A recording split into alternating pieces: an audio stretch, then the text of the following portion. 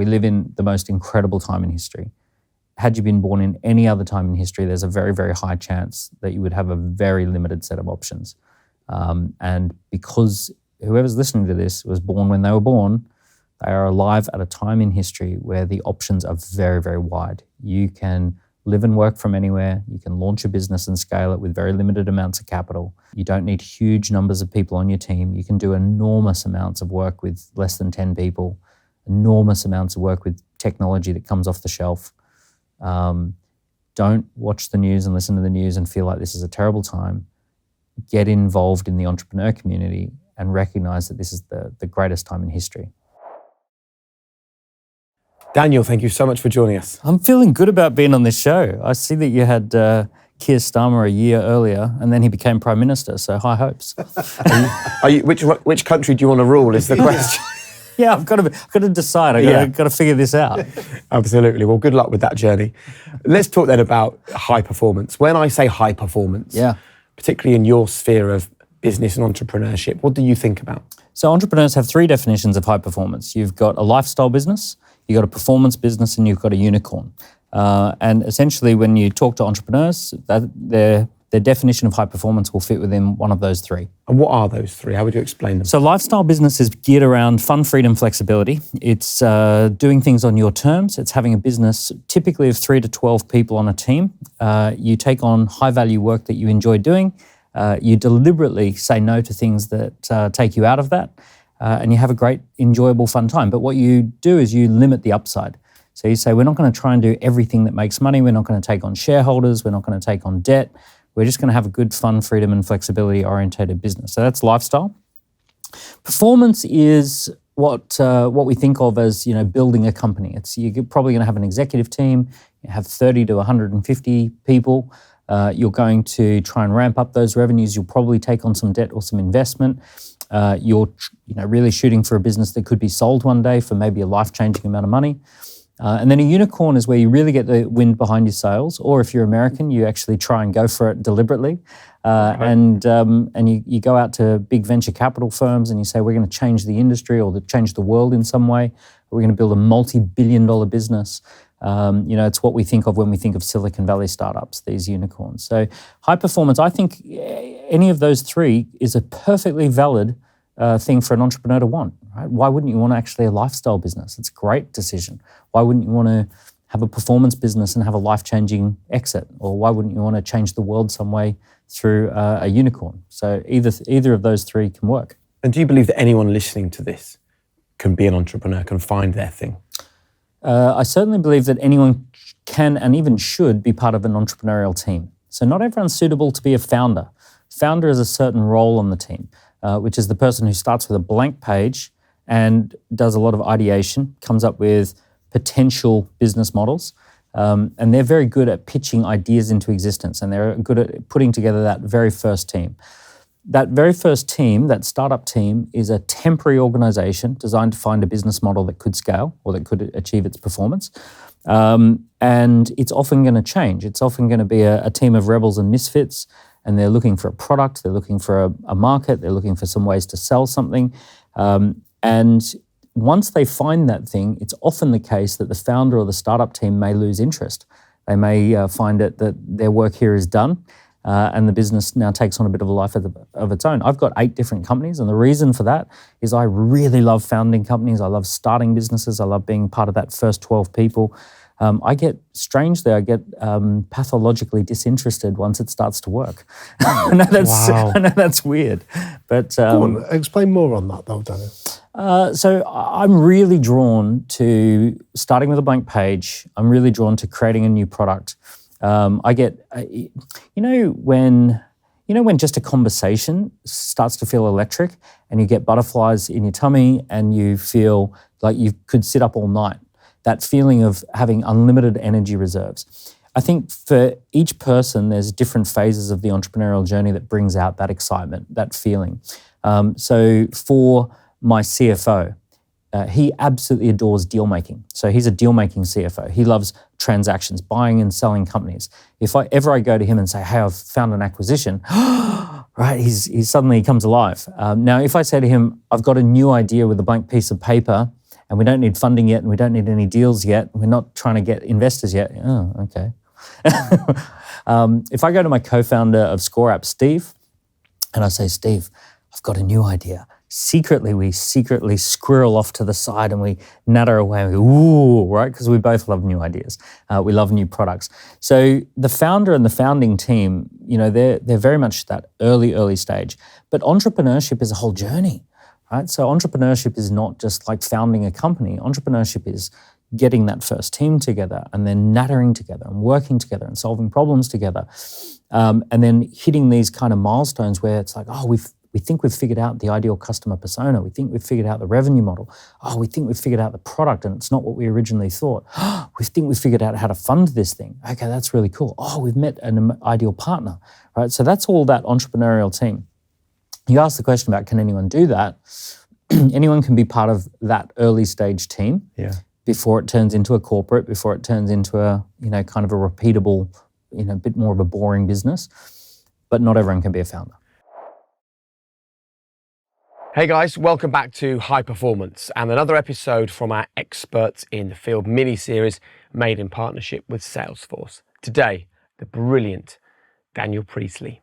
I'm really excited you're here for this. Salesforce empowers companies to forge unprecedented connections like never before by integrating customer relationships, AI, and data. Salesforce facilitates stronger connections, enhances productivity, and makes every customer experience more impactful.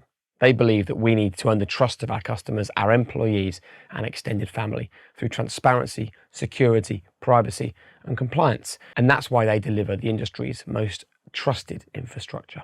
In this mini-series, we bring in experts from across various industries to focus on one vital topic each week. And this week, Salesforce has set us up with an entrepreneur, best-selling author, and international speaker who's about to share with you a clear framework for building your own business. You need to stick with this. It's amazing. Daniel started his first company at the age of 21, built a multi-million-dollar enterprise aged 25. He's gone on to grow multiple businesses in the UK, the US, Singapore, and Australia. And you're about to hear why trust is so important in entrepreneurship. People don't want to do business with people that they can't trust. So how do you build trust? How do you maintain trust? And how do you grow trust? A lack of it undermines everything. And it's why for Salesforce, trust is their number one value and runs through everything they do. So enjoy this amazing conversation with so many takeaways for you with myself, our expert Damian Hughes, and the brilliant Daniel Priestley. Hopefully, it'll get you thinking about the role that trust plays in your life and how you might look at growing or maintaining it in the work that you do.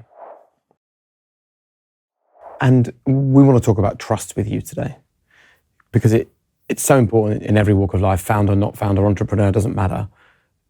How important do you think it is in your world, trust?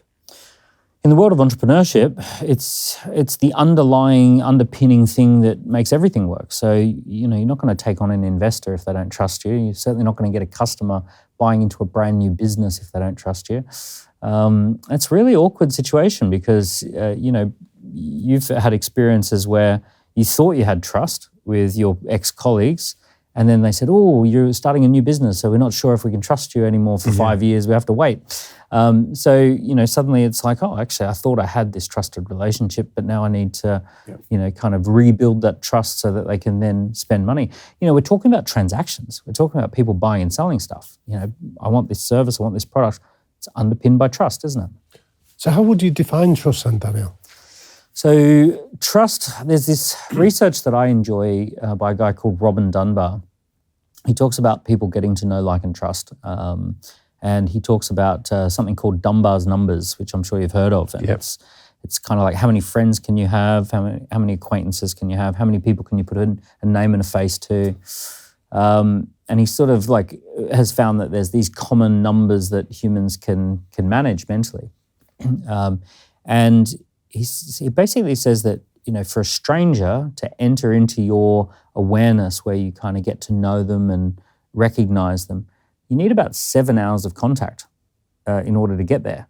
So, so if you sat next to someone on a long haul flight and you get talking and you interacting, by the end of the flight, it's like, hey, it's good to see you.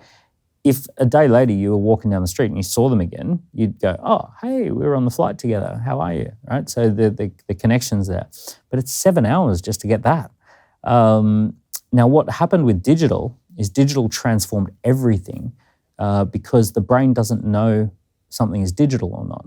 So when we interact with celebrities or influencers on digital platforms, we start to feel like we know, like, and trust them.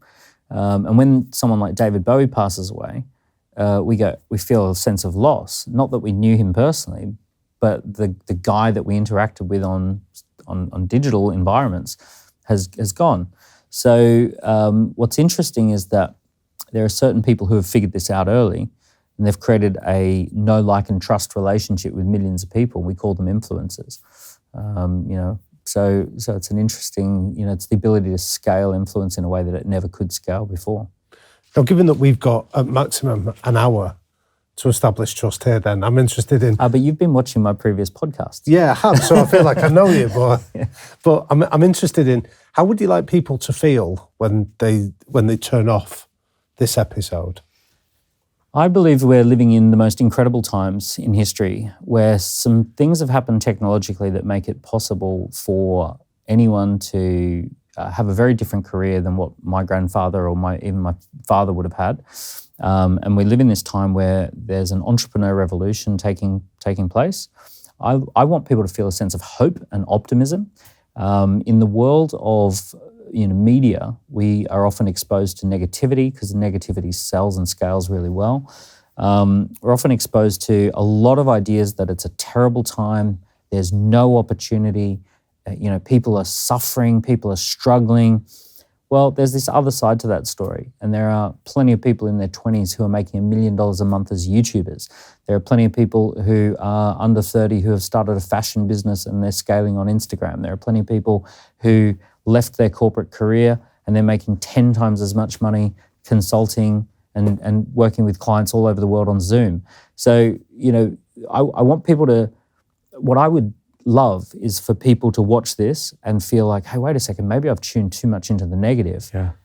And there's this whole other side of the story over here. I am so pleased we've started the conversation with that level of positivity and optimism, because I spend my life with people coming up to me going, hey, you were a sports presenter, kids TV presenter, did football, did Formula One. I wish there was opportunities now like there used to be. And I'm like, hold on, can I just point out what's in your pocket? Yeah. Your mobile phone. This is the greatest opportunity a broadcaster has ever been given. So the only way I could be a broadcaster when I was 18 was get a job. There was no other way to do it. And now I explain to people on here, like probably 3/4 of the people that have sat in the chair that you're in at some point have picked up a mobile phone or got a camera and they've started to create a brand. They've filmed themselves, they've shown passion, they might have found a no tiny permission. niche. No permission. You had to have permission. Exactly. At 18, there were probably 45 different other 18-year-olds who missed out on that opportunity. They auditioned, and because they were told, no, you got it, that's great for you, but what about for them? Well, there was no other avenue. Whereas, I'm friends with I'm friends with a guy called Mr. Who's the Boss. His real name's Arun. Mr. Who's the Boss at 15 goes into his bedroom with some camera equipment that's lying around and mobile phones, and he does his very first mobile phone review, and he just talks about his brother's new mobile phone. He's got 19 million followers on YouTube. He's got millions of followers on Instagram. He's got a successful business with 10 full-time people. He's in his 20s. Wildly successful. No one had to give him permission. He just did it.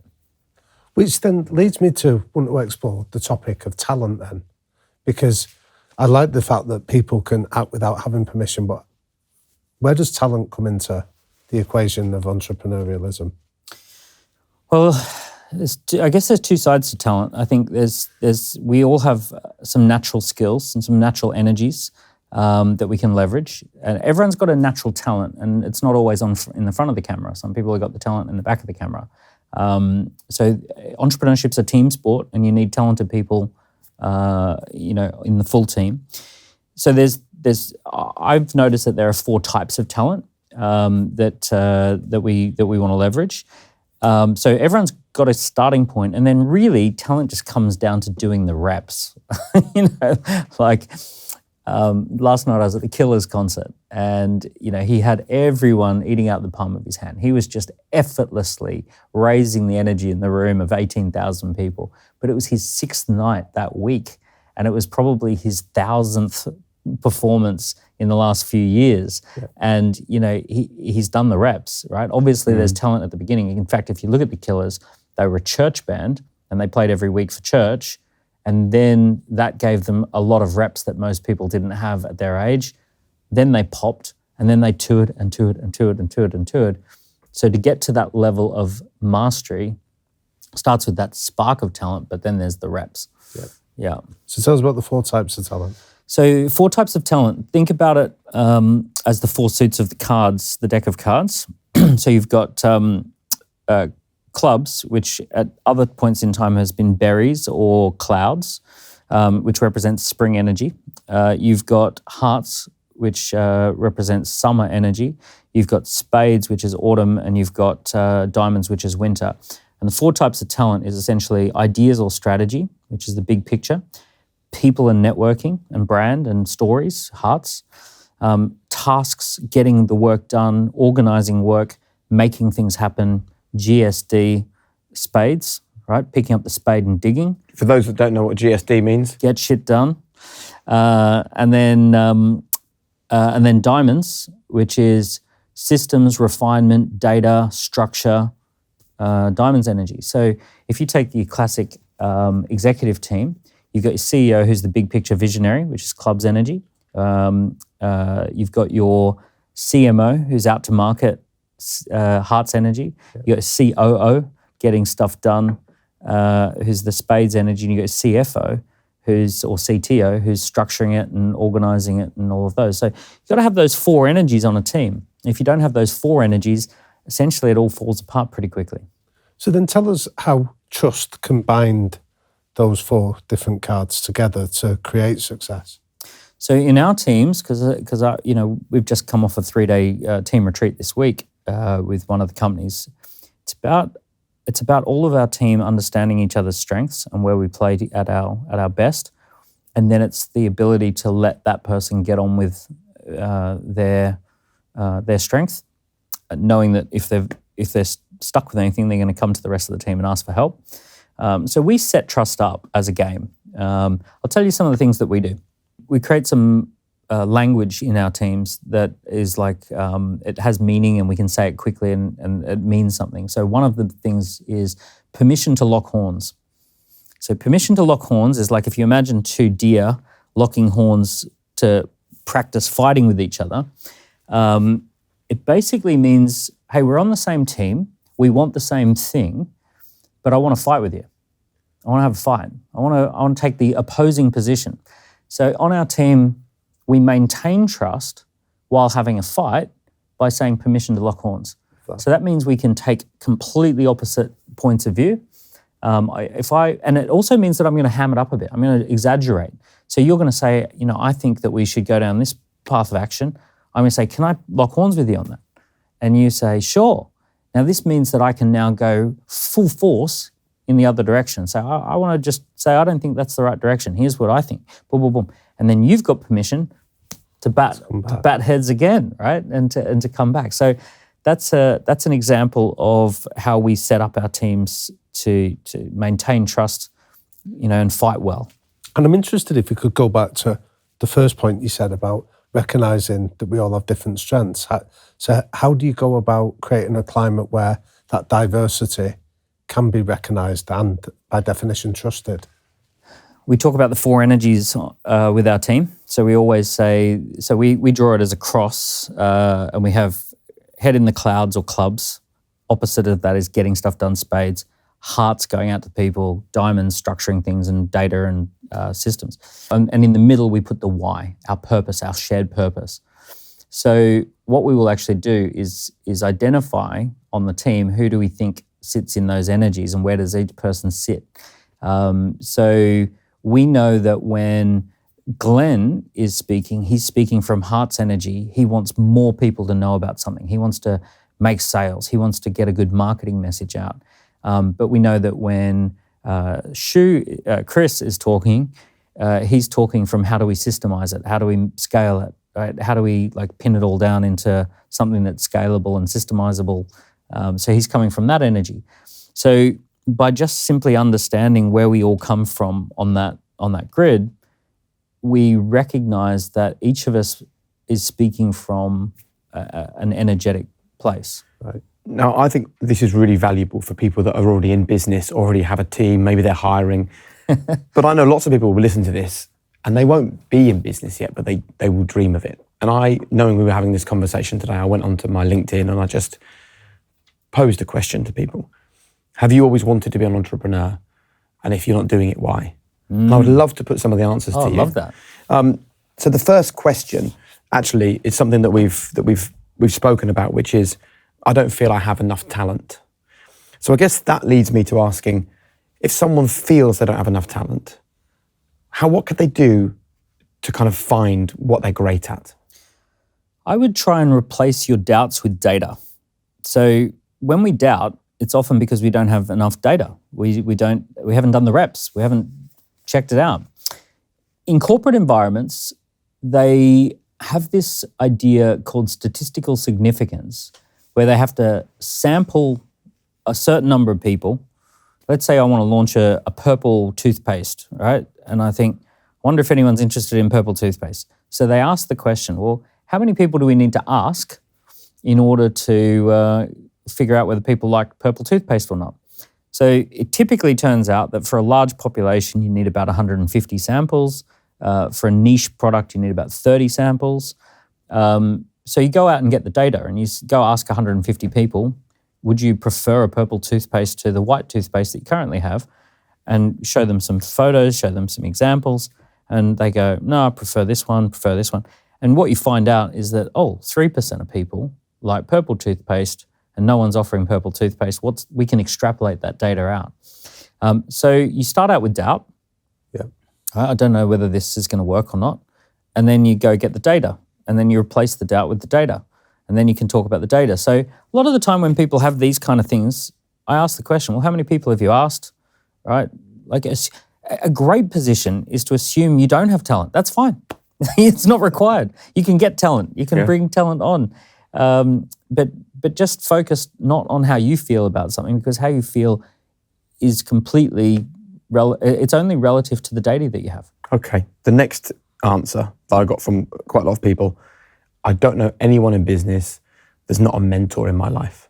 And I suppose this speaks to people who are on their own, maybe living in a city or, where I come from in the middle of the countryside. Like, I grew up in a small village in Norfolk. If I was listening to this conversation and wanted to be an entrepreneur at 16, 17, 18, I honestly would have no idea. There's the guy who owns the pub. There's the hairdresser. There's the drug dealer, right? That's all the entrepreneurs around. Yeah. But you jest. But that what you're really saying is that maybe you go and speak to those people. Maybe maybe not the drug dealer, but you have to. Do you have to just try and find someone? So zooming out a little bit, environment dictates performance is a great principle, which is when you're in certain environments, there's normalized behaviors in that environment. So you guys have come from the world of sport. In the world of sport, there are times that you wake up in the morning, there's morning routines, there's things that you do around your diet, and all of the teammates are doing the same sort of stuff. I mean, if you were to rock up in a high-performance sporting environment and start smoking a pack of cigarettes, I'm pretty sure the teammates are going to say, that's just not what we do around here. Or it's going to feel very different. If you were to turn up to a big match hungover, I was out last night, I'm pretty sure that doesn't fly at the level of high performance. Maybe I'm wrong about that, but there's certain things that environment dictates performance. I've done work with young men in prison who got arrested and prosecuted for drug dealing, and I often go into prison and we do Dragon's Den and we talk about legitimate business after they're going to be released. And what we discover from talking to these guys is that in their environment, the only people they knew who were successful and who had nice cars and who had nice things were drug dealers. So they just went, I guess that's how you do it. So environment dictates performance. So I would say, you can always move to a bigger city, right? That's not a bad thing. I did. I moved from Australia to London. A lot of people are like, oh, but I live 4 hours from London. I'm like, I've came from the other side of the planet to get to London. So you can always move. And today we have accelerator environments where you can join an accelerator for startups, for ideas. There are entrepreneur meetups. It's a little bit like saying, I really want to dance, but no one I know dances. Go to dance class. That's where everyone who wants to dance is. So go to the entrepreneur meetups, listen to the podcasts, join the Facebook groups, follow the accounts, go to the events, join an accelerator program. You've got to take that first step of enrolling yourself into the group. But then can I ask you about the second step once you've put yourself in the environment? How do you go about choosing the right people? You mean on your own team? Yeah. You don't. You don't choose the right people. You work with whoever shows up because you're an idiot entrepreneur. You're at the very beginning of your journey. You've got no proof. No one's quitting their job at Microsoft to come and work with you. Here's how you test whether someone's the right person. Oh, there's a pulse, right? You've got a pulse, fantastic. What, you're willing to join my team? Okay, fair enough. I guess we're working together. Every business I've ever started, I've started with completely the wrong people. But that's who's willing to show up. Yeah. Mate's big sister is willing to do our event registration. Fantastic. That's helpful. I've got a friend who's got a graphic design, who's in year 1 of a graphic design course, and they're willing to design some of my brochures. Oh, amazing. I know someone who used to run a McDonald's and they know a bit about managing things, and they're going to help me manage a few things. Oh, amazing. I think it plays back into the answer from some of my followers saying, I don't know anyone in business and I don't have a mentor. It's almost like they're waiting for the perfect person to appear before they do anything. And actually what you're saying is anyone will do. Just sit down with anyone, just have conversations. Have some chats. The one thing I'm going to say is if you're in that starting point, you're not going to be going off and starting a business. You need to join an entrepreneurial team first. Yeah. So I did 2 years working for an entrepreneur from 19 to 21. It was his third startup.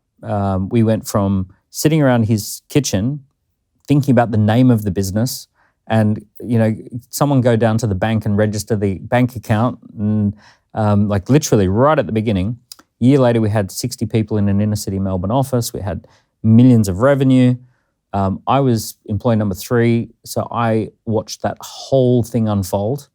And so, you want to be on someone's team. You want to be a direct report to an entrepreneur before you become an entrepreneur. What was the biggest thing you learned in that period? Oh, so many lessons. But John says to me one sentence, which I use all the time: everything's downstream from lead generation. So lead generation is the ability to capture the interest from the market. So John's whole thing is don't start a business until you can prove that you can generate leads. So let's say you've got this idea to, do space tourism. You don't buy a rocket and you don't start with rockets at all. You start with a very basic landing page that says, would you be willing to pay $50 million to go into outer space, join the waiting list, and tell us what are your main concerns or buying criteria. And you just set that up and it costs nothing. And now you've got a waiting list. And then you send it out to all the people who might be able to afford space tourism. And you say, we're looking at launching a space tourism business. Are you interested in that? And they click the button and they register their interest. Yep, Larry Ellison. Yeah, I'm interested. How much would you be willing to pay? Ooh, 50 million, 75. Oh, 75 million. What's your biggest concern? Finding the time to do the training. Okay, boom. So you start getting all of that on the waiting list. You don't do any business stuff. You just get the leads. Yeah. So John was big on this idea of you only do a business if you can do lead generation. Biggest mistake early stage entrepreneurs make is they think that a business is the supply of something. And the business is not the supply of something. The business is the generating of the demand for that thing. Right. You see, because this is so perfect, because the final point that my followers are saying is, how can I possibly quit my job to pursue something that people may not want or may not buy? Well, definitely don't. That's it, right? 150, 200 years ago in the industrial age, the hard thing about business was making something. And we even have words like gross domestic produce to signify economic activity, which essentially implies that if you produce it, someone will buy it, right? And these days it should be gross domestic demand, right? If someone actually wants the thing. So here's an example. If we were to go back in time, if you could possibly set up a factory manufacturing scissors where you're getting steel, somehow doing whatever they do to it to make scissors, if you could get 80 people in a room and the steel comes in one end and out the other end comes nice sharp scissors, if you could do that, you would sell those scissors all day long, right? That you would just have them going out the door. Yeah. And historically, you'd have 40% profit margins if you could make something, like massive profit margins. Today, you go on Amazon and just do a search, scissors, and look at hundreds and hundreds of different types of scissors, giant novelty scissors, tiny scissors that fit in the purse, medical scissors, craft scissors, like just hundreds of versions. The hard thing today is not the manufacturing of the thing. The hard thing is getting someone to pay any attention, to want it, to trust it, to know about it. That's the hard thing. Yeah. So when we think about business today, we've got to stop thinking about making something, which is the supply side. We've got to start thinking about, can I generate the demand for that thing? So the job of the entrepreneur is going to the market and asking, do you want this thing? Or can I get you to want this thing? Can I influence you? Can I be the key person of influence who gets you to pay attention to this thing that we're going to do? And if the answer is no, then great, you just saved yourself a ton of time trying to set it up. What's the trick, though, to getting people to want what you have? The trick is to meet people where they are and to speak their language and take them on a journey.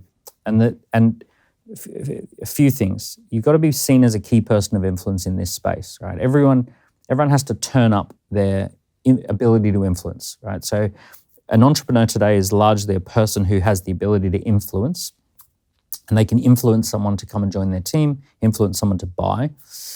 And the real trick to it, if you want to know the trick to it, is that there are these markets out there that are called problem-aware markets, and there are markets that are called solution-aware markets. Problem-aware market is where they have a problem but haven't settled upon a solution. And a solution-aware market is someone who is where they have a problem, they've found a solution, and now they're trying to shop for that solution. Those markets are tiny, like tiny, tiny, tiny, and problem-aware markets are massive. And the best key people of influence, they don't go after the solution-aware people, they know how to go after the problem-aware people. So if I went to Wimbledon, and there's 16,000 people in the centre court, and I say, who here is currently looking for a CrossFit gym? You want CrossFit, you want to join a CrossFit gym? 3 hands might go up. I say, who here is not 100% happy with their fitness and they're looking for something that could improve their fitness? Everyone's hand goes up. So that's the difference between problem-aware and solution-aware. So the greatest entrepreneurs are the ones who know how to meet people at the problem-aware phase, take them on a journey to the solution-aware phase. And that ties in really beautifully, Daniel, to in one of your books, you speak about the triune brain model, the 3 brains in one system, because I think that ties into the language of being able to understand what language we're speaking. Would you explain a little bit more for people? I feel like you would know more about the 3 brain model as a professor in this. But I've enjoyed hearing your definition of it. Yeah, I feel embarrassed being in your presence on this one because I created a very simple way of explaining it. And it was based on how I was feeling on any given day. And I just kind of gave it a label of reptile mode, autopilot mode, and visionary mode. Yeah. So reptile mode was freaking out, having a tantrum, feeling stressed, feeling exhausted, on the edge of what I was capable of, feeling like I was either going to collapse or boil over. So that's reptile mode. Not a good place to make decisions from, not a good place for anything really, not a good place to live. And also, I noticed that reptile mode was very susceptible to, wouldn't it be nice to get some passive income? Oh, yes, please, right? But reptile was so stupid. It's like, oh, look at these quick wins. Oh, okay, I'll go for that. So reptile mode's not a great one. And then autopilot is like these modes where I'm doing stuff I know how to do and I'm repeating it and I'm just I'm droning on, I'm just doing the thing. And I can like fill a day pottering But I'm not changing my life in any way. I'm not changing anyone else's life in any way. I'm just going through my tasks. And then visionary mode was this mode that I discovered where I was like, anything's possible. I can access any resource on the planet. I'm here to make a dent in the universe. I'm here to do something big and important.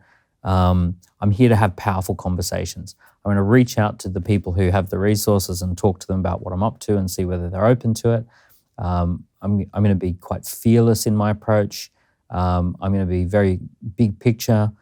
It's almost like, feels like flying up to 30,000 foot, looking down, seeing the world as a big pool of opportunities, and just feeling a sense of abundance and gratitude, and just being able to move effortlessly in. And it's strategic thinking, it's compassion, empathy, love, all of those sorts of places. So for me, I noticed those three modes that I could be in, and I realized that part of the battle of high performance is being in visionary mode more often than not, and also trying to desperately avoid falling into reptile mode. And does this measure up with the... No, that's fantastic. You've impressed the professor. Yeah, that's always a good moment. I got my marks. Yeah, well done. I got an A on my paper. Well done, patronising me. but I was really taken where I've heard you talk about a study that was done with some Indian farmers, and understanding the difference of these three types of thinking and how it manifests itself in performance terms. So in the Indian farmer example, they used to get a year's worth of their income in one hit. So you can imagine what it would be like for any of us if we got our annual profit or our annual income, on January the 1st, and then we had to kind of budget it and make it last until December 31 before the next, before we get anything again. So this is what it was like for these particular Indian farmers. They sell their stuff and then they get a year's worth of income. What they discovered is that during the periods of time where they were flush with cash, they did these IQ tests, cognitive tests, and they scored the equivalent of a standard deviation higher on these IQ tests compared to when they were skint, where they scored a standard deviation lower than their high score. So there was a full IQ deviation, a standard deviation of IQ between the high point and the low point, and it was very much impacted by their sense of abundance. So when they had a sense of abundance, they were smarter. They made better decisions. They made more strategic decisions. When they had a sense of scarcity, they did short-term thinking. They were, in every way, their EQ is down, their IQ is down, everything's down when they feel like they're running out of cash. So can I ask how people get from one brain to the other then? If they're listening to this and they feel like they're in reptile brain because they're just trying to get by. They're trying to make enough money to feed their family, feed themselves, pay their bills. Yeah. How can they find the space or the opportunity? You just need to get your annual income in one hit. Oh, great. Great advice from Daniel Priestley. Thanks for joining us on High Performance. Yeah, just have millions lying around in the bank. So there's a few things. Number one, stop watching the news, because the news is designed to get you in reptile mode. So get off any of the news platforms. We all know the news platforms that drag us straight into the reptile mode. So stop watching it. Just ban the news. Delete it off your phone. Delete it off your daily routine. Unsubscribe to all the news sites. All of this news, this is stuff that you can't. You're not built to handle this stuff. It makes you feel powerless. It doesn't make you feel abundant. So you got to get rid of the news. You need to, I know this is silly, but you need to get rid of any rotting food or any decaying stuff that's in your house. You need to, if your reptile brain keeps track of how many calories are available, and if your fridge is empty or if your fridge has got rotting food or unhealthy stuff around, triggers the part of the brain that says, I'm down to the last bits. Is that right? Yeah. So you need which then influences your behaviours. It does. Wow. So you need to clear out all of this stuff that's lying around. That in a lot of people's cupboards, they got stuff that is past its use by dates and all that. So you got to get rid of all that stuff. Is that when you have like a big detox of your wardrobe or something, and you say, because this feels so cathartic. I feel cleansed. I feel like a new beginning. I'm down to my last 44 black t-shirts. Exactly. I've run out of white trainers. So is it that same feeling, like of getting rid of the... It's part of it, and this is evidence-based, that when people have flowers that are wilting, when they have food that's rotting, this actually brings people down. And as opposed to when there's a feeling that there's food around, we tend to not worry about the basics. Hydration, sleep hydration, those sorts of things are big ones for reptile mode. So if you're tired, you'll go into reptile mode. If you're dehydrated, you'll go into reptile mode. You need to remove things like anything that is offering you quick wins. So don't be around anything that looks like gambling, passive income, winning lottery, those sorts of things. You got to get rid of all of that because it triggers the reptile. Here's I'm going to share a really weird one that's going to make some people feel like, what is this guy talking about? If they haven't already felt that way. My mentor, John, he made me carry a large amount of money in my pocket at all time, which was transformational. So he asked me the question. He said, Daniel, what do you consider to be a large amount of money? And I said, there's nothing you can't do on $1,000 a week. All right, that was my answer. Like $1,000 a week is astronomical. Bearing in mind, I'd been delivering pizzas for $3.25 a delivery, and I'd been working at McDonald's for $4 an hour and that sort of stuff. So I thought $1,000 a week is just absolutely astronomical sort of money. He said, look, you're going to be joining my sales team. You're going to be on a commission structure that means you have to be earning $100,000 a year, or else I'll fire you. $2,000 a week. I'm like, I couldn't even get my head around that idea that I could earn $2,000 a week. So I was just like, what? And he said, you need to change your beliefs and attitudes around money. So he set me a challenge to get my hands on $2,000. I think it was $2,000. And I had money. I'd been running nightclub parties, so I had a little bit of cash, and I had some money on a credit card, and I pulled $400 down off the credit card. And he put this $2,000 in a bulldog clip, and he said, I want you to carry that in your pocket at all times. Walk around with $2,000 in your pocket, which was like mental. So suddenly I'm like walking around like nervous. Yeah. Ninjas are going to come out of the woodwork.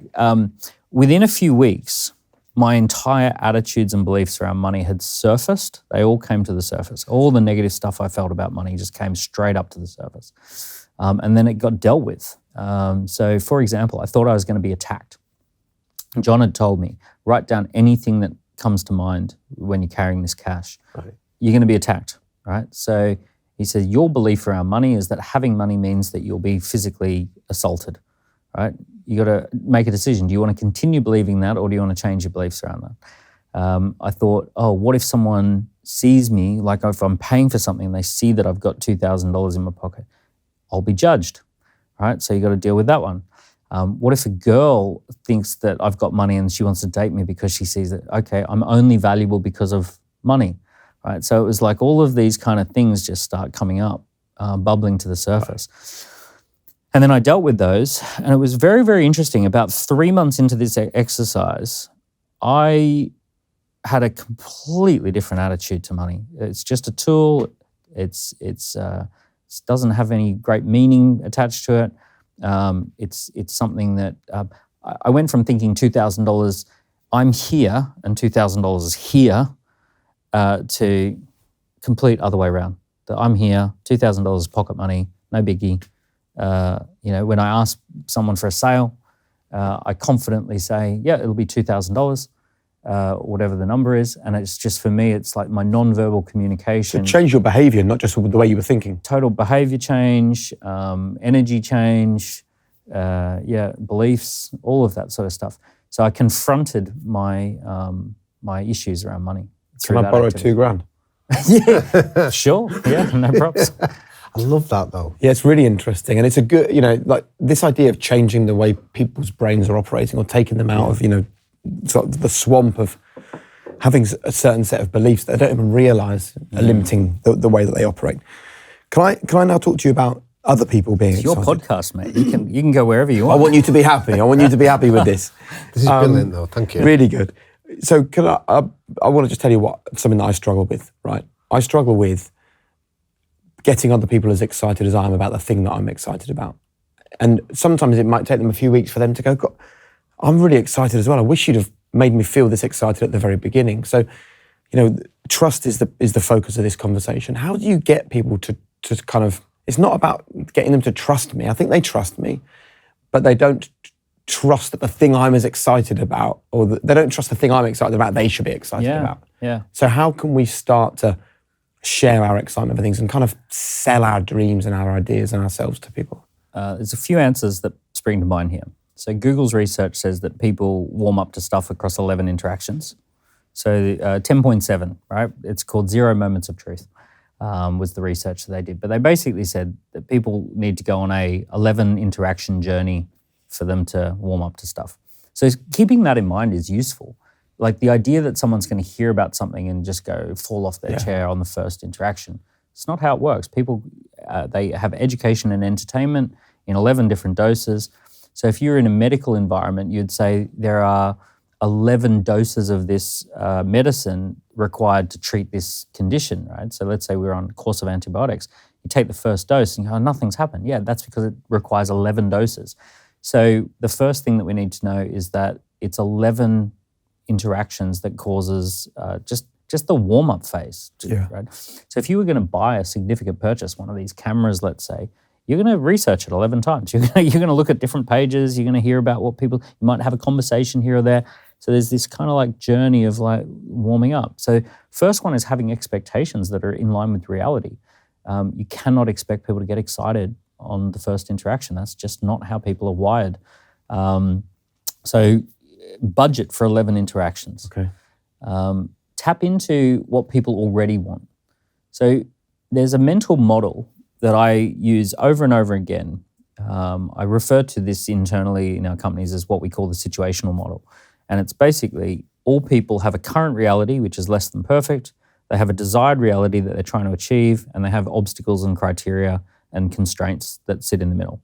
And when we want something to feel exciting, we have to first tune into where are they now, which is their current reality, their desired reality, and their constraints. And then we have to present what we offer as a path of least resistance. So it's like, I'm here, I want to be here, and this person has just showed me a path of least resistance for getting what I want.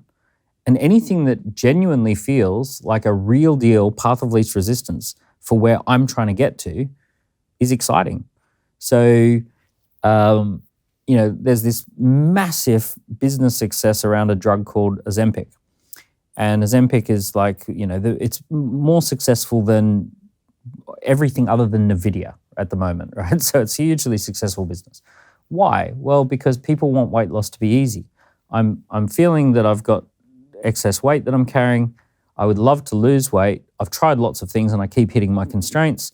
And then all I have to do is inject myself with this drug, and then I won't be hungry anymore, and then I get what I want in about 3 months. I just lose weight and it doesn't feel like any pain and it just happens.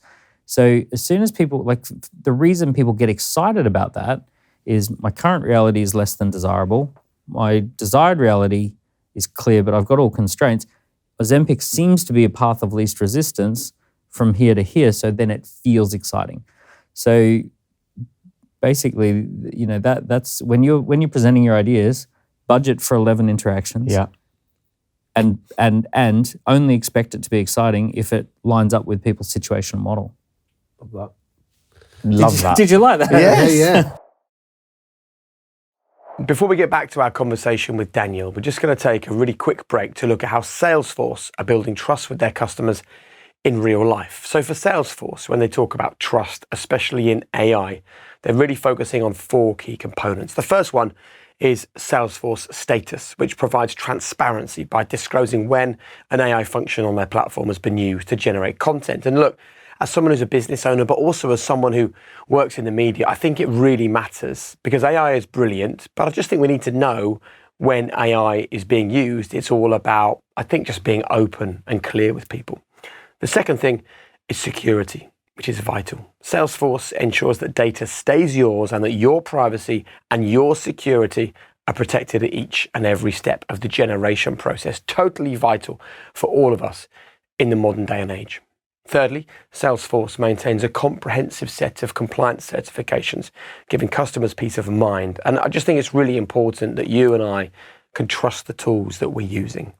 And the final point is that Salesforce is committed to software and solutions that are used ethically, particularly when it comes to data and AI. And I don't think we're talking about this often enough, but Salesforce have developed an AI acceptable use policy to address the highest areas of risk. And I just think that peace of mind is absolutely vital for all of us to know that the AI, which is so cool, is being used in the right way.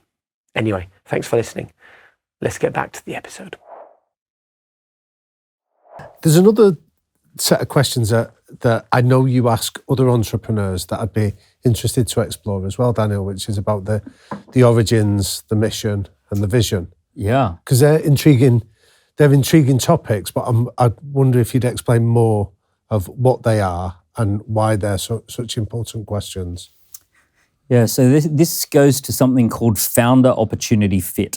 So founder opportunity fit is this idea that there are businesses that would be good for you to start, which would be disaster for me. Businesses that you should start, I definitely shouldn't start. So it's not that there are great opportunities that are just out there and whoever discovers them is the person who discovers them. It has to be the right person for the right opportunity. The idea as to how do you get to founder opportunity fit is through a framework called origin, mission, and vision. So origin story is that there are clues in your past that will tell you about the things that you're always interested in, the recurring themes, the types of challenges that you keep overcoming, the types of stories that you keep getting pulled into. And if you go through your origin story, in fact, I'll get very specific. For most entrepreneurs between the age of 10 and 13, there is a moment of empowerment. And in that moment of empowerment, they discover their individuality. So up until that point, they were part of a family or part of a team, part of a community, and that they relied upon that family for everything, for their survival. And then between 10 and 13, we have an experience where we do something on our own and it's valuable to the world. And then we go, wow, I'm an individual with my own agency, all right? So that happens. There's a set of circumstances around that experience, and those circumstances get ingrained in our head and in our nervous system. And we look for ways to replicate that. So we look for ways to go, oh, that's my winning formula. So we try it again, and it's not that it's exactly the same, but there are hallmarks. And we do it again and it works again. Yep. And then we do it, so something happens around 15, something happens around 18, something happens around 23, 24, and we do it again and again. And then whether we're aware of it or not, an underlying theme or a recipe for success starts to form deep in our subconscious. And then what we do is we subconsciously go chasing that recipe wherever we can. So for example, you may have discovered that through sport and helping people in sport, there was this magic moment where you helped people and they achieved something, and it's like deep in your head of like, actually, that's part of my winning formula. I don't know if that happened, but it's yeah, of course. Yeah, and then it's like, I want to play that game again. So what was your moment? So there was a fire in our house, and everyone was safe, but we damaged all the stuff in the house. And at 10 years old, I got some methylated spirits and I cleaned it all up.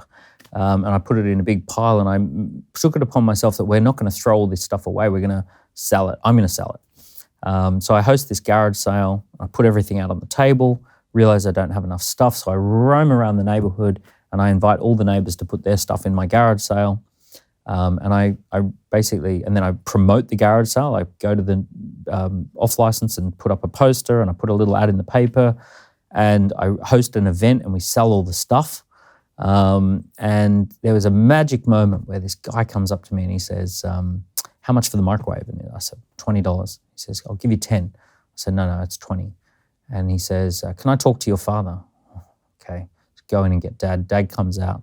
He says, can I pay $10 for the microwave? And my dad just looks at him and he goes, well, it's my son's business, so you have to negotiate with him. Boom. And he turns around and walks back in the house. And I'm standing there with this grown-up, and he's like embarrassed. And he says, can we get it for 10? I'm like, no, it's 20. And he pays me 20. And I have this moment of it's my business, Yeah. right?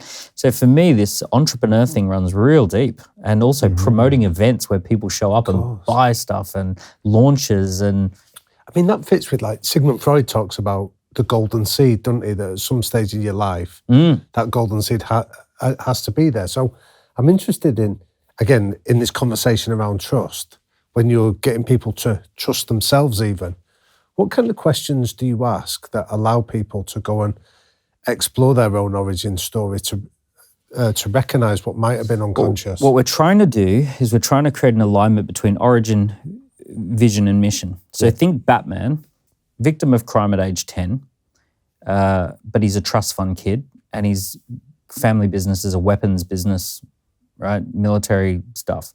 So he's got this incredible origin story where there's this thing that he wants. In the future, he has a vision of Gotham City free from crime, and that he would love to see Gotham City cleaned up. But his mission is different to Commissioner Gordon. Commissioner Gordon runs the police force. He has a way of going about free from crime.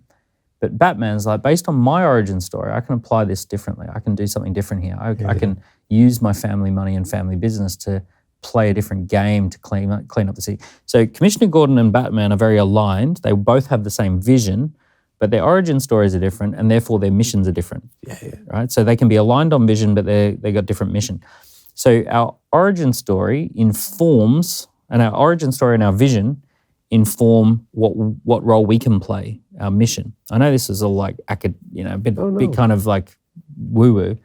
So what we're trying to do with entrepreneurs when we really want to hone in on this is we're trying to figure out what's your origin story, what's your vision for the future, and what unique role can you play that very few others could play in this. So other people will be aligned to you, but you're going to play something unique based on your origin story. So that's what we're trying to shoot for. So we ask a lot of questions around moments of empowerment, problems that you've solved, recurring themes, all of this sort of stuff. Okay. And so if we can use you as an example, sorry, Jake. So we understand a bit of your origin story of growing up in Mooloolaba and that was in a place called Redcliffe, but yeah. Okay, so you're growing up on the Sunshine Coast. Yes, yeah. You've done the fire sale. You've had this moment of empowerment. Yeah. So take us to the vision. So my vision is entrepreneurs solving the world's most meaningful problems. So entrepreneurship solved a problem, right? So a bad thing happened. There was a fire. And then through entrepreneurship, it turned into a good thing. My vision for the future is that businesses solve bad problems. So all the bad problems that are out there, I think business can solve it. I think entrepreneurs are well placed to solve it. So you take anything, plastic in the oceans, right? There's this young entrepreneurial kid who's building boats and pulling plastic out of the oceans, ocean cleanup. We just did some fundraising for. So I love the thing I'm most called towards is not entrepreneurs making a ton of money. It's entrepreneurs solving the world's most meaningful problems. So it's like that fits very much with the starting point. Thank you for sharing that. Oh, brilliant. What I really enjoy about this conversation is it's very human. I think sometimes when we talk about business, it becomes so much about the financials and the money and the transactions, but you've spoken so much about the kind of heart rather than the head. So how do you view business now with the advent of AI? Is it going to be harder to trust with the advent of AI? Are you excited about what AI can do for the world? Are you wary of it? Is it going to erode trust? I'm excited and terrified because it's a general purpose technology that's going to divide society.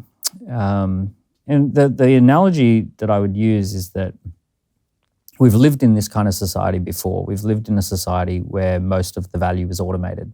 And it was called the agricultural age. So in the agricultural age, you plant a seed and then some intelligence that you don't understand grows the seed into a tree or wheat. And that we don't know how that works. We call it God. And then out comes this wheat, and then we harvest the wheat, and then we go off and do something with it. But there's this huge link in the chain which is automated by an intelligence we don't understand.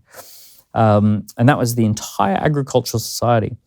And it's very similar that AI is like digital soil. You plant a little seed called a prompt, and then it spits out using an intelligence we don't understand. It just goes, and then out comes like a contract, a legal contract, or out comes a website copy or an answer to a really complex question. And what happened last time we had this society is we had kings and queens and dukes, and then everyone else was a serf, peasant. So it didn't matter if you were Einstein or Cindy Crawford or it didn't matter really who you were. If you weren't born owning land, you were going to plant seeds and pick wheat, harvest wheat. That was going to be your whole life, or you were going to turn that wheat into something. And that was kind of the vast majority of society. So we had this two-tier society. So my concern is that AI doing a lot of the value in society will turn a lot of people into digital serfs and digital, it'll erode their value. Yeah. And that there will be a very small number of people who are digital kings, queens, King Jeff Bezos and King Mark Zuckerberg. Yeah. And then you've got all of their dukes and lords around them. And then you've got, a merchant class of people who, own little plots of land. But the vast majority of people who don't understand it end up in digital serfdom. So I'm very worried about that, this divide, this reorganizing of society. Does it have to be like that, though? Like, there's billions of us, and there's only a few of them. There's a terrifying thought, which is that there's only really 25 years of an actual emergent middle class in all of human history. So we start the 1900s with massively wealthy people and the vast majority of people poor. And then we have two big world wars. And then after World War II, for about 25 years, so I think 1946 to the early 1970s, we have this golden period of like an emergent middle class. Yep. Where suddenly everything, people can buy property. And then it kind of, from the 1970s to now, it kind of slowly splits again, where some small class of people continue their wealth journey, but most people come off the boil. And then fast forward to today, people can't get on the housing ladder and all of these sorts of things.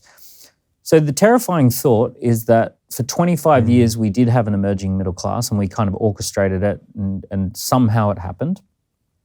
But for all of human civilization and history, you basically had tribes of no bigger than 150 people who warred with other tribes.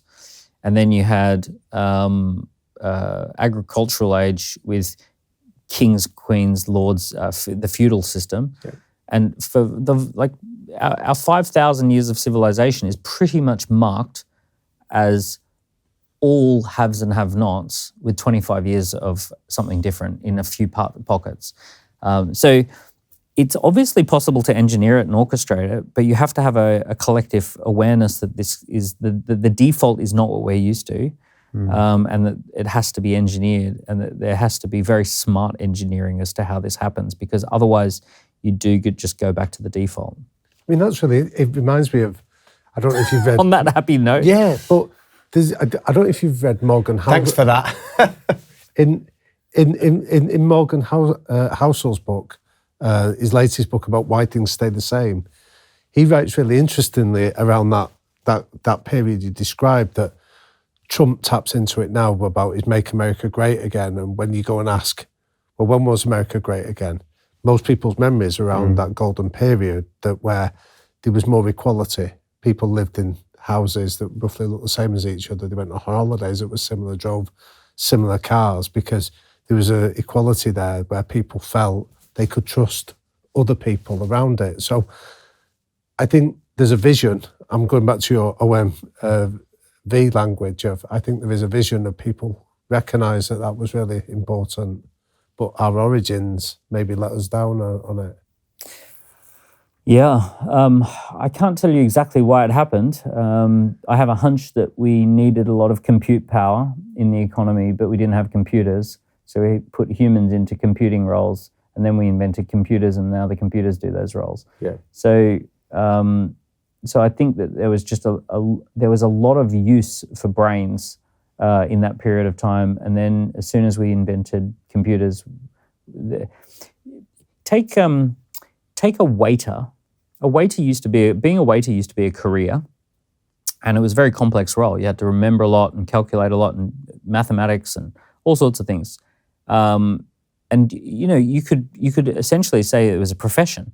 Being a maitre d' was like the most senior role, and it was quite quite a profession to do it, and a very proud profession. Now you can throw any 15-year-old in, and the computer system does most of the decision making, most of the work, and essentially, it's mostly automated. So if you think that humans get paid a lot for decisions, and we get paid a lot for what I would call vitality versus functionality. So we get paid for our vitality. We don't really get paid a lot for our functionality. And the problem is the schooling system prepares us for functionality. Yep. And wants to try and turn us into a large language model where we can prompt a child and the child will hallucinate an answer that's approximately correct. And we're training LLMs in the school system, large language models.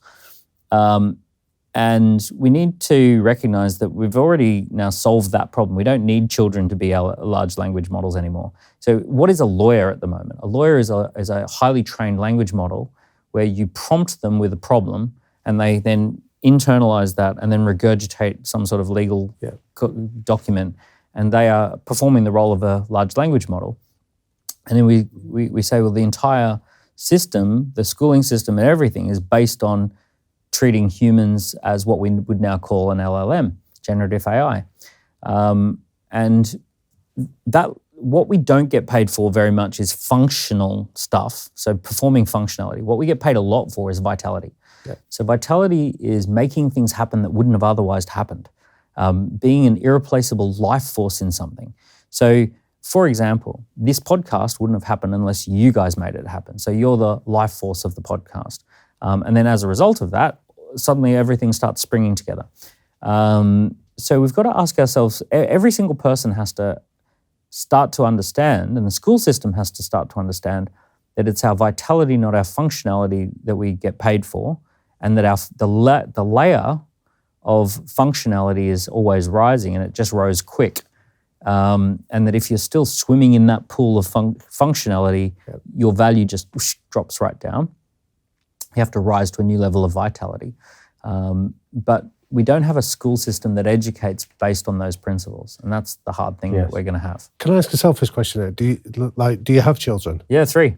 So are they school age? Yeah, 6, 7, and 10. So what are the conversations you're having with them about having to play the game of learning the large language models at school while still retaining that vitality? Yeah, so for starters, we have an agreement around school, which is that the agreement around school is that this is a system that exists that is designed to build certain strengths. That school is about learning basic skills, but life is about learning things outside of school. And we talk about, the agreement that I have with my kids is that, it's on them to get as much out of that experience as possible, to meet people, to learn, to understand how things work. But it's also on them to recognize that the school system is not there to make them successful.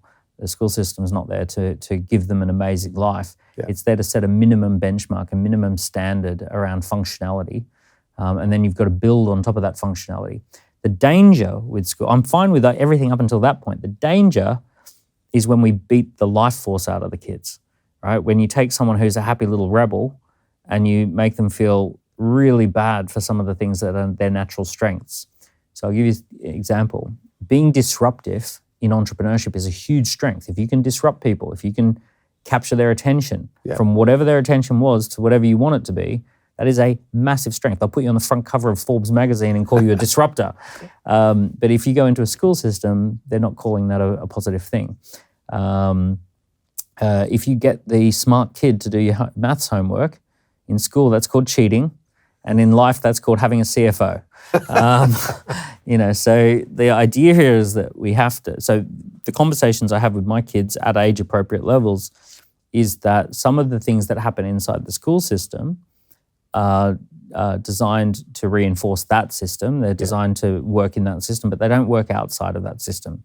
Outside of that system, it's almost the opposite that you would expect as a result. So interesting.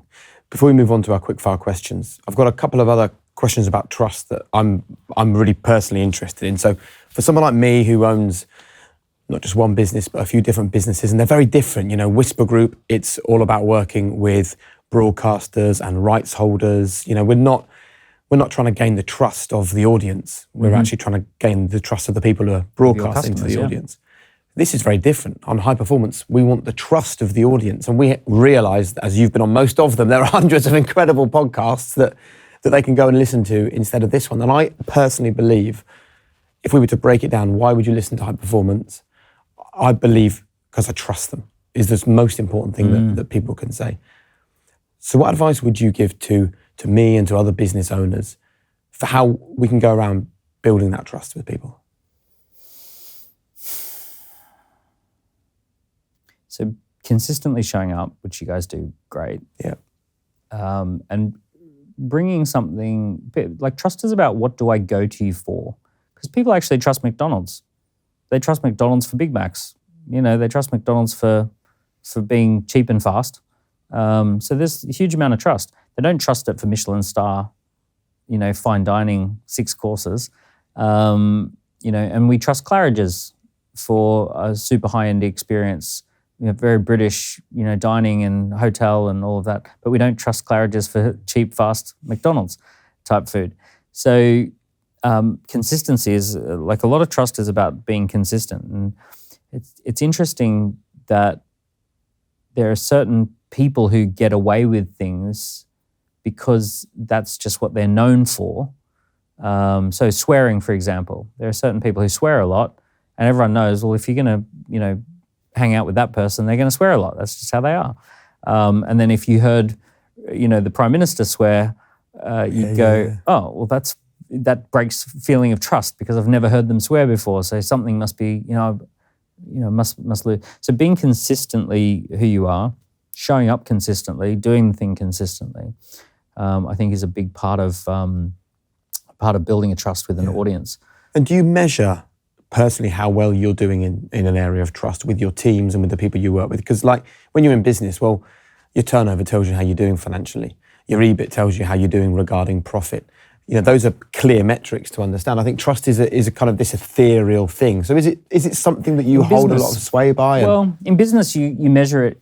We use other words, but we measure similar sorts of things. We call, like, conversions and lifetime value of client, cost to acquire a client, those sorts of things. So in tech companies, you go on things like, things like churn. So how many people leave, which obviously means they wanted something that they didn't get. So you interrogate that. Lifetime value of a client you look at, and once again, that is about an ongoing journey with a customer. Cost of acquisition. So if you can bring the cost to acquire, we call it CAC, cost to acquire a customer, or customer acquisition cost.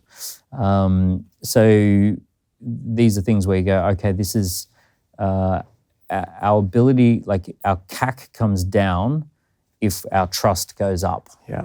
If we're a trusted brand, we know that brings down the cost to acquire a customer. And in many ways, this is further down the line for a lot of people listening to this who are maybe at the beginning of their entrepreneurial journey, and trust with the customer is something they need to be worrying about in 3 or 4 years' time.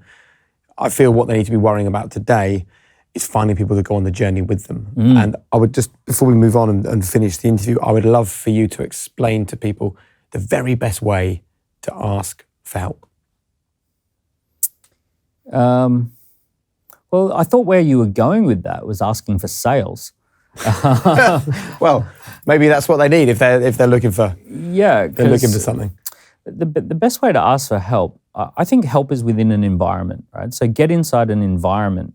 I'm a big believer that, like, we put people into accelerator environments, and then they hang around in groups of people who are entrepreneurs, and the help just happens. Like it's as if by magic. Yeah. It's like joining Brazilian Jiu-Jitsu, and if you're doing the move wrong, someone just says, hey, you're doing the move wrong. Like it's so just ingrained. So once you're on the inner circle of a helpful environment, which for entrepreneurs is largely called accelerators, accelerator programs and accelerator environments, those are the environments where high-performance entrepreneurs hang out, they meet up regularly, and they talk strategy and they talk about helping each other.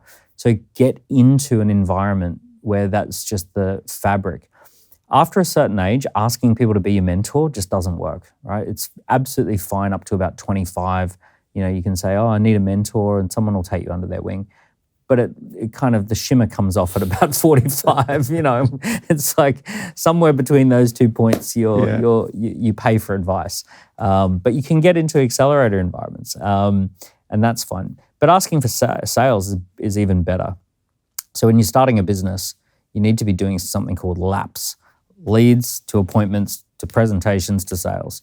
And you need to be measuring how many leads did I generate this week? How many appointments did I book in the diary, into the calendar? How many presentations did I present them with something that I do, and or proposals? And then how many sales got made, right?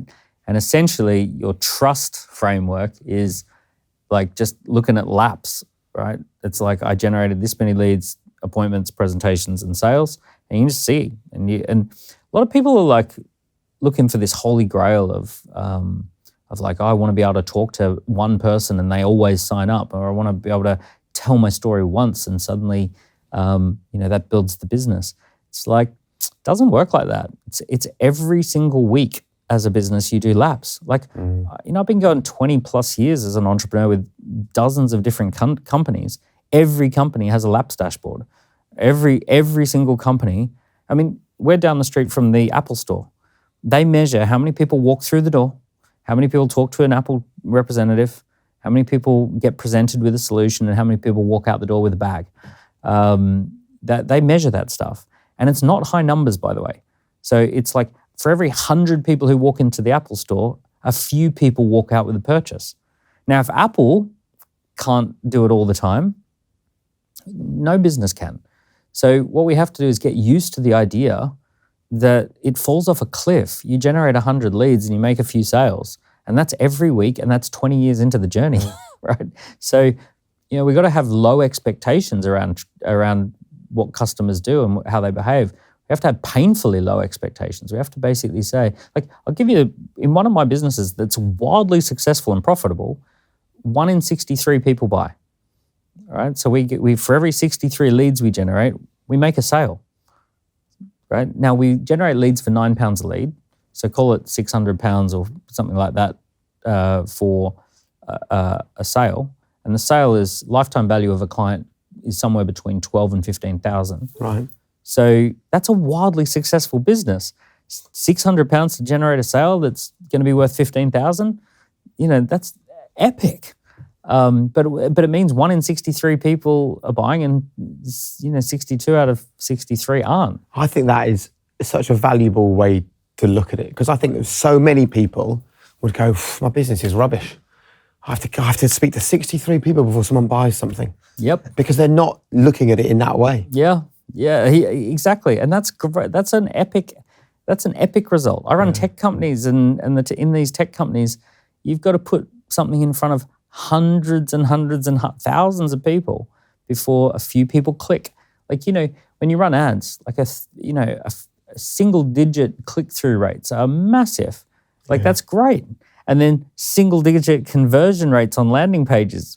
A lot of landing pages perform at like 2 to 4%. Great landing page. We've got some landing pages that do 20 to 40% click-through rates and conversion rates. These are industry leading. These are like if you can get 20% of people to click through on a landing page, world class. You can't expect much better than that. I love it. I think the final point I would love to just talk to you about very quickly before we will finally get onto the quick fires, but I'm finding this so interesting, is that I think people look at something like, let's say high performance is very interesting because it's got a public facing side to it, and then it's got the non-public facing side.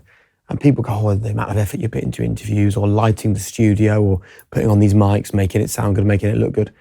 This is about 5% of what high performance is. The other 95% is getting in the weeds of the algorithms and trying to work with YouTube and speak to Spotify and have a conversation with, providers and all the things that you've just spoken about, hours and hours and hours, hundreds and hundreds and hundreds of data points to work out whether we're doing the right thing. Yeah. Which then leads to us sitting here having a conversation like this. And I think that's something that I want people to understand when they look at business. Yeah, that's the stuff. Exactly. So, if someone's running down the rabbit hole of like, oh, how do I have 100% conversions on this thing? It doesn't happen. People have wildly unrealistic expectations as to how businesses will perform. And how long a successful win will last. Yeah. You can hit a home run. You have to replicate that every 3 months. And is the truth that the stuff that really matters is the unsexy bits I've just spoken about, doing them consistently, doing them forever? So I said I was at the Killers, right? When you look behind the scenes, like last night, it's a great concert. When you look behind the scenes on any like big band that you love, and if ever you've been to a concert and you've like just thought this was a great concert, go look at their touring schedule, right? And then you realize that being on stage is 5% of being the band. I watched the Netflix documentary of James Blunt. Brilliant documentary, isn't it by great? the way, yeah. And you know, I looked at his touring schedule, and he's done 1,183 concerts in the last 10, 15 years. So it's like 100 concerts a year. So he's doing 2 a week, every week, and for 10 to 15 years, it's wild.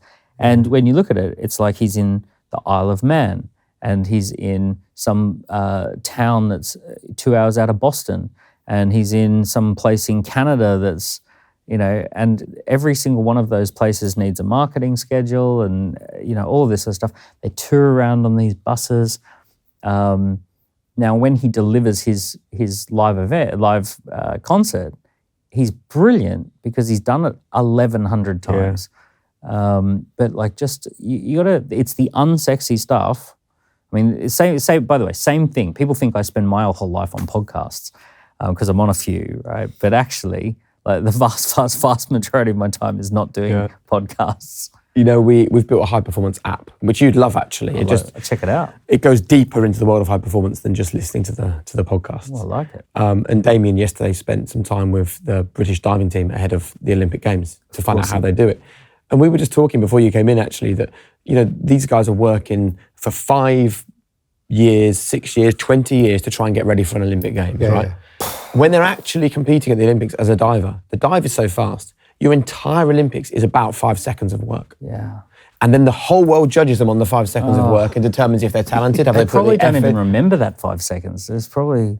Well, part of it is they're actually getting to the point of your middle brain where you just go and execute. Do it on autopilot. Yeah. So. Yeah, wow. It's wild when you think about it like that, isn't it? Yeah. But the truth is, for any entrepreneurs that want to get into this world, that's actually what it is, isn't it? That's the reality. Lots of sales. Lots and lots of sales. Right, quick fire questions. By the way, have you ever read a book called The Go-Giver? I haven't read the book, but my co-founder Glenn loves that book, and he's brought the best bits into the company. Yeah, you should read that book. I should. Yeah. This is the book I've, you know, for anyone listening to this or watching this, and they're thinking, what is that? It's so the word, you know, the word sell. You know, really being an entrepreneur is about selling stuff. The word sell comes from the Old English word sellen, which is translated as to give. To give. So selling is not getting. Yeah. Selling is giving. It's, serving. It's the ability to give. Yeah, I love that. Right, quick fire questions. What are the 3 non-negotiable behaviours that you think are most important for you and any other entrepreneurs? Presenting, like getting your value out to the world, selling, and enrolling or recruiting. Recruiting team members. And we should break away very quickly from the quick fires for you to explain your capstone principle of presentation. This full day workshop that I normally do. And you're going to do it in 6 seconds. When I'm in front of a pitch situation, we want to hit the basis of clarity, right? What is it we're doing? Authority, why should you listen to us? Problem and solution, what's the problem we see and how do we solve it? What we call the why, which is the big picture. Or the purpose, opportunity, so explaining the opportunity of solving that. Next steps, what do we have to do now? And then the essence or the emotional high, the finishing, like finish on the essence of what we're really saying. So Capstone is a pitching framework. And you created that to help you remember the framework. And the idea here is that people think that a great pitch is something that is like kind of intuitive or like some people have it, some people don't. I've worked with entrepreneurs who just have zero understanding of how to pitch, and we do the Capstone framework, and then half a day later they can pitch like they're ready for Dragon's Den. I think the bit that I loved in it was the essence, the final E. Would you just tell us a little bit more about that? Well, the research says that people remember how you left them feeling. So if you finish on next steps, and it's like a to-do list, it will be remembered as flat. It'll be remembered as a very kind of boring presentation or very technical. If you end something on an emotional high point, if you end something on a big picture, actually the pitch can be quite boring, and if you end it correctly, you'll leave people feeling uplifted. They will remember the whole pitch as uplifted. So there's a lot of research. Hotels, for example, should put way more effort into the check-out experience than the check-in experience. The check-in experience is important, and every hotel in the world does it as best they can. No hotels in the world do the check-out experience. And yet that's how we remember things. That reminds us when we interviewed Gary Barlow from Take That, and he spoke about the journey of the audience, and he described the last half hour is just hit after hit after hit after hit. And it's that big. They always, if the band has had a big hit, it's always the last song. The last song they play has to be Mr. Brightside if you're the Killers. Have you heard our episode with Will Gadara?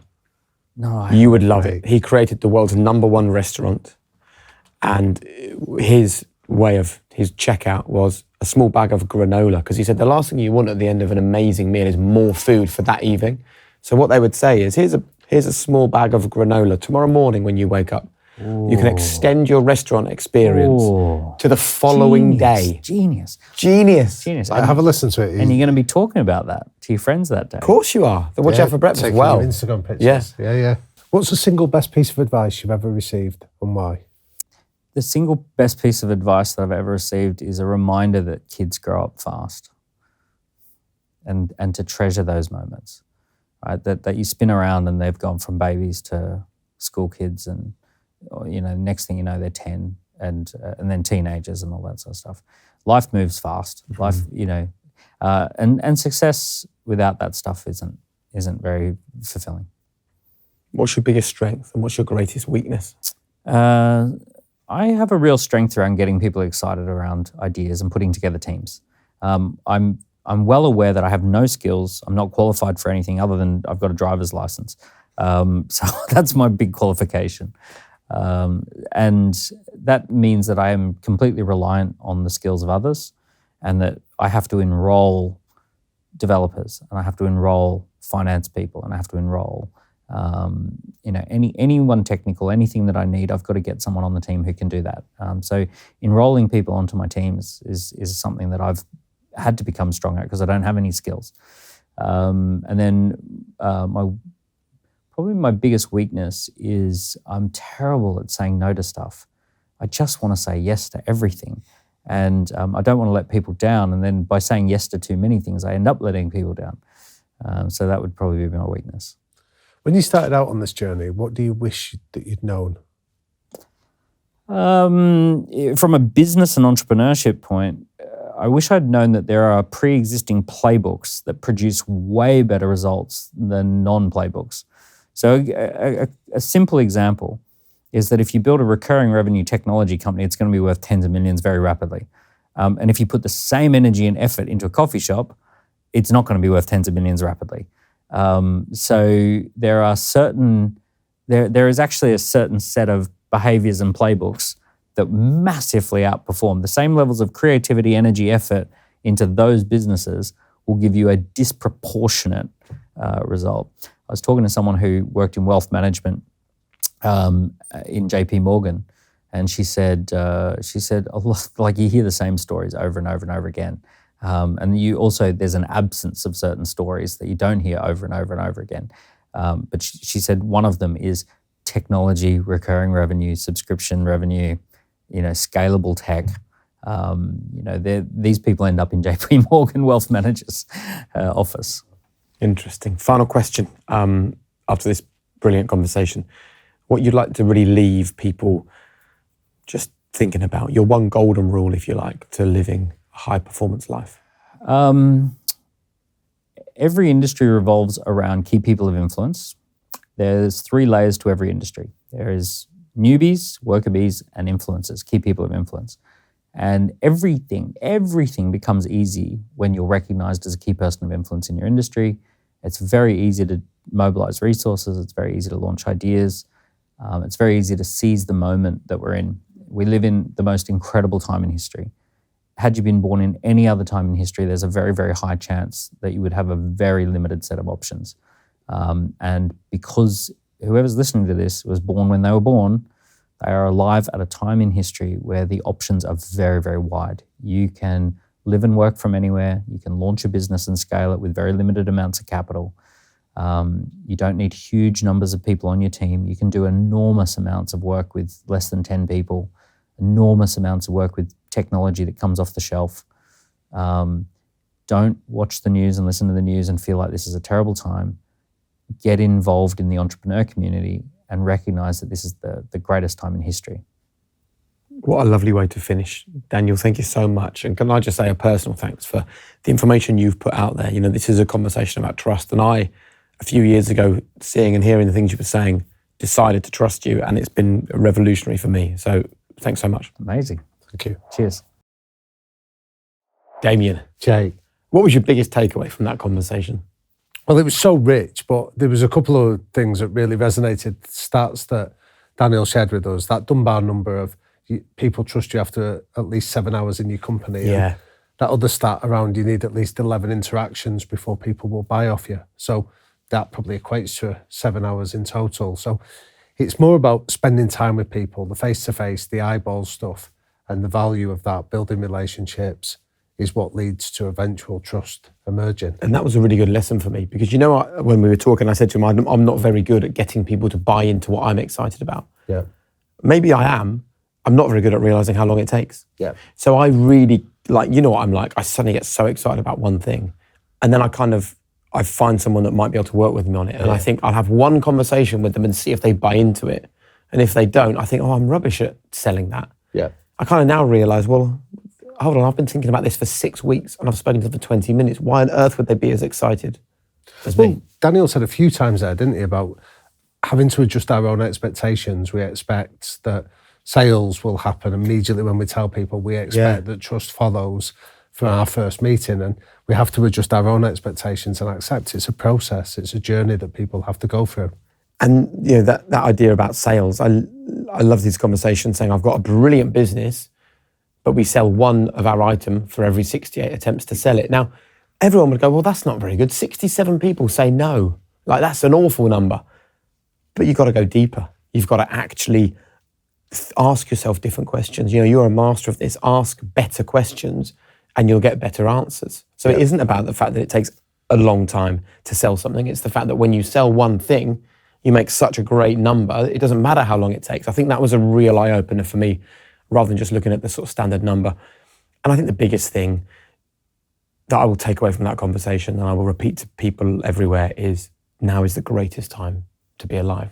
The opportunities now are better than ever before. Technology has democratized content creation, but I think it probably does, to the point of the whole conversation, mean that trust is more important than ever, because it's so easy to mistrust the things that we see and read.